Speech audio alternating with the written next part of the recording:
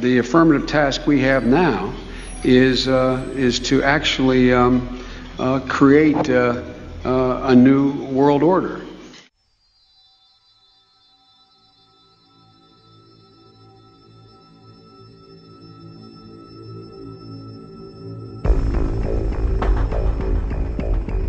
The grid. A digital frontier. I tried to picture clusters of information as they moved through the computer.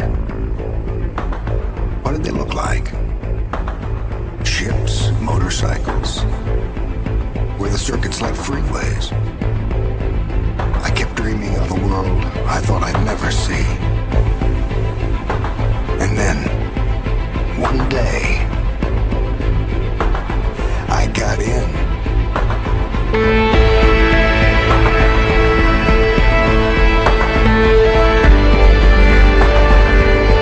The people that are behind this treaty want that world government. Eventually controlling the market. Eventually controlling all of us. Sure. Yes. A world that, government. That's the value set of John Kerry, Barack Obama, and their allies in Europe. Show some of the pictures of the Boston police, okay? Look at this. This country is becoming a police state, and it is very troubling to me. Let me tell you why you're here.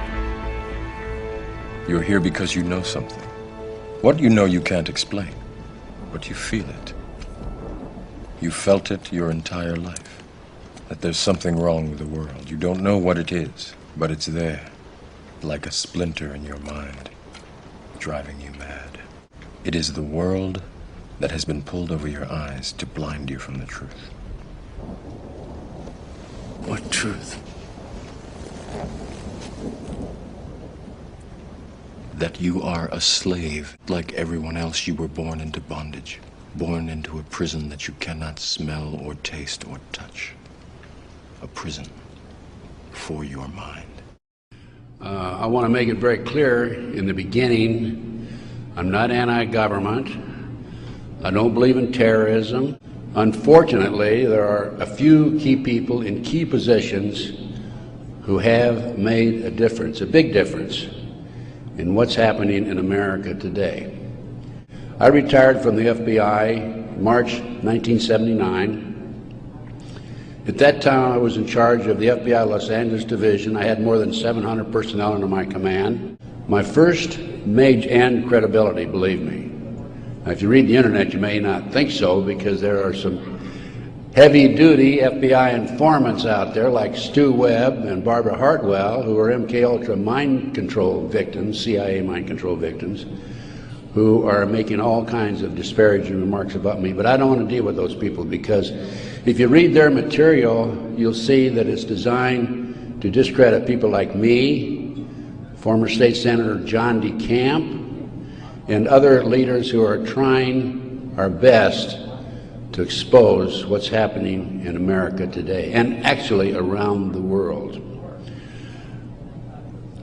Let's go back to 1776, May the 1st.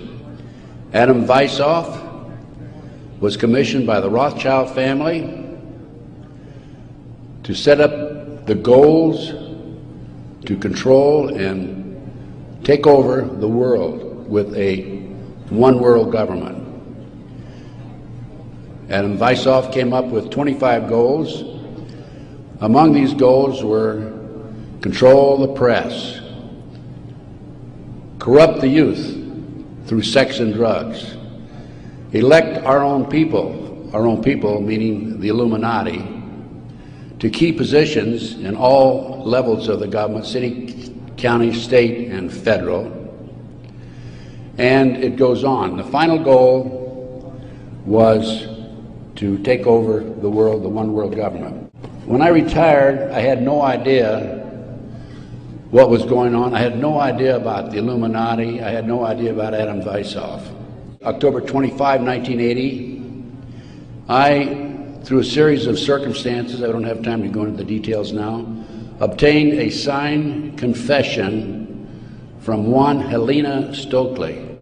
Helena told me that Dr. McDonald did not commit those crimes, that they were committed by her satanic cult group. And I said to myself, what's this all about? I don't know anything about Satanism. I read about it in the Bible, of course, and that's about it. Now, I'm telling you a little bit about the McDonald case because that's what woke me up as to what was going on. It was after that I started researching and went back and found out about the Illuminati. Illuminati/Satanism. The MK Ultra program, CIA mind control program, was investigated by Congress in 1987. Congress said, CIA, you got to quit doing that. You're bad boys. And they said, we will quit. Don't kid yourself. It's very active today. Americans, for the most part, are oblivious to what's really going on behind the scenes. Why are these congressmen voting on bills like the Patriot Act, which takes away many of our constitutional rights and civil liberties in the best interests of, quote, protection for our country and protection from the terrorists? Let me tell you something, ladies and gentlemen. There are people in our government, a rogue outfit, whatever, I'm not sure, who are actually behind these terrorist acts. And the reason they're behind the terrorist acts is so they can pass bills like the Patriot Act. Our military reportedly have been using microchips to keep track of their soldiers. We need to wake up America, but we need to wake up an apathetic, sleeping society that is active in America today. And this not only ties into MK Ultra, CIA, it ties into Satanism. The satanic cults operate secretly. The satanic cults are, along with our covert criminal enterprise within the government, a serious threat to our society. And I thank you very much. The Patriot Act, Homeland Security, the Military Tribunals Act, and other legislations are all completely and entirely designed to destroy your civil liberties and limit your ability to fight back against what is coming. The last thing the men behind the curtain want is a conscious, informed public capable of critical thinking, which is why a continually fraudulent zeitgeist is output via religion, the mass media, and the educational system. They seek to keep you in a distracted, naive bubble, and they are doing a damn good job of it. Divide and conquer is the motto, and as long as people continue to see themselves as separate from everything else, they lend themselves to being completely enslaved.